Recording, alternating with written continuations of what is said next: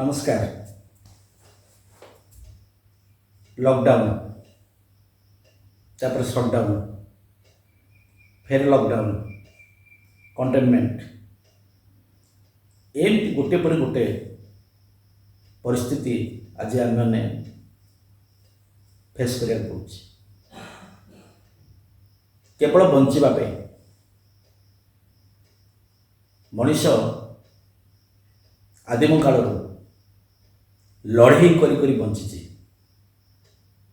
लड़े कर भी शिखी। विगत दिन को यदि आम तर्जमा करवा कहीं केबे भावी नथिले एमती गोटे परिस्थिति आसी पहुँचब बोली। तथापि आज आम साहसिकतार सहित युद्ध करुचे, यहाँ आम गर्व। ये युद्ध रे आज सारा विश्व सामिल होइछि, ता सहित आम माने मध्य बाद पड़ने। प्रथम अवधि शेष, द्वितीय शेष, तृतीय भी शेष। से जहाँ भी होना कहीं जेहेतु आमे जड़े सामाजिक प्राणी, समाज को नहीं आम बंची पारिबा नहीं, किंतु समाज को लेकिन आमको बंचवाक पड़ो। कारण से परिस्थिति बर्तमान से आम बंचवाक हेले समाज ठार दूरता रहिबार आवश्यकता आछि। कारण से ही केवल बर्तमान पाई आम पाई समाधान सूत्र। देखंतु आमे जदि तर्जमा करिबा या द्वारा कौन आम मानकर लाभ होइछि, कौन क्षति होइछि, ताकू जदि आमे हृदयंगम करिबा, एई निष्पत्ति रे पड़िबा जेमती भल परे खराब, सुख परे दुख, सेटा ही आम मानकर जीवन भितर आछि।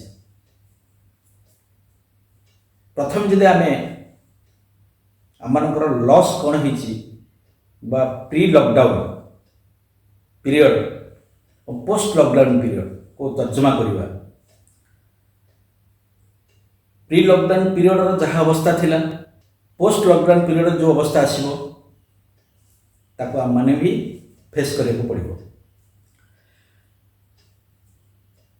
वर्तमान परिस्थिति जहाँ चली आम गोटे चारि कांथ भितर रही परिस्थिति की केवल अनुध्यान करते, तर्जमा करुचे, किंतु कार्यकारी करिवार आम पाखरे कौन प्रकार सोर्स नहीं। परवर्ती अध्याय रे जतबेले आसीबो आमको ताकू फेस करिया को, सेतबेले आमे 12टी जिनिस उपरे आमे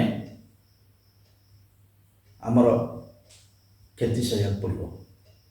से आमको प्रिपेयर होगा पड़ो। प्रथम है आमर शिक्षा व्यवस्था विपर्यस्त हम।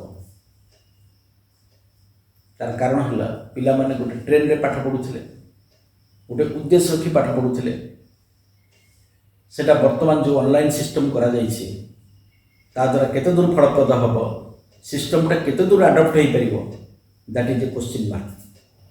स्वास्थ्य ये गोटे भाइटाल पॉइंट, कारण एंटायर स्वास्थ्य सिस्टमटा फोकस टू कोरोना भाइरस कोविड-19 जो अत्यंत जरूरी क्षेत्र रे लोक मैंने बर्तमान स्वास्थ्य परीक्षा करुछंती बा स्वास्थ्य उपर नजर दउछंती।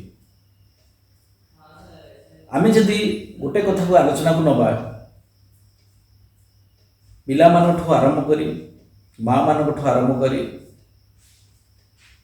रोगी मानठू आरंभ करी, वृद्ध बुधा पर्यंत सबु कैटेगरी पाखे बर्तमान स्वास्थ्य अवस्था शोचनीय पहुँचला, किंतु प्रकाश करि पारना, कष्ट भितर चलुछंती, युद्ध भी करुछंती।